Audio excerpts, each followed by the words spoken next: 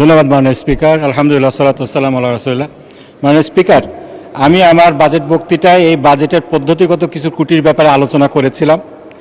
Budget প্রণয়নের ক্ষেত্রে জনগণ এবং জনগণের প্রতিনিধিদের সাথে যে ধরনের ইন্টারাকশন করা প্রয়োজন ছিল, তাদেরকে সম্পৃক্ত করা প্রয়োজন ছিল, সেটার আমরা অভাব পরিলক্ষিত করছি।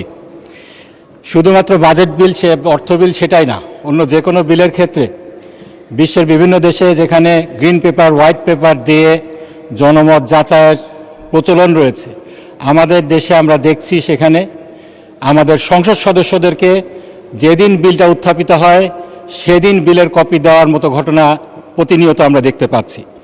বাজেটের যে অর্থ বিলটা রয়েছে এটার ক্ষেত্রে তো আর গ্রিন পেপার, হোয়াইট পেপার হয় না, কিন্তু আমি বলেছিলাম আমার বাজেট বক্তৃতায় এটা স্ট্যান্ডিং কমিটিগুলোতে প্রেরণ করা হয় এবং এগুলাকে জনপ্রতিনিধিদের দ্বারা যাচাই বাছাই করে তারপরে আবার ফ্লোরে আনা হয়। সেটা যেহেতু হচ্ছে না, এক্ষেত্রে জনমত যাচাইয়ের প্রস্তাব আমরা করেছি।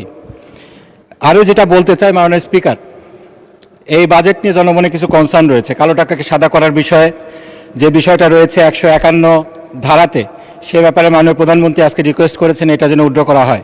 মাননীয় সংসদ সদস্য হুমাম কাদের চৌধুরী এ ব্যাপারে এটা যেন বিলুপ্ত করা হয় সে ব্যাপারেও বলেছেন। এছাড়াও সর্বনিম্ন কর 10% করা হয়েছে, এটাকে 5% করার ব্যাপারেও জনদাবি রয়েছে।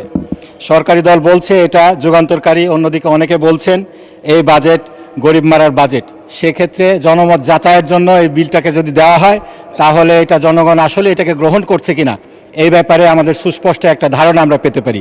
এজন্য আমাদের প্রস্তাব হলো এই বিলটাকে, অর্থ বিলটাকে জনমত যাচাইয়ের জন্য দেওয়া হোক। ধন্যবাদ মাননীয় স্পিকার।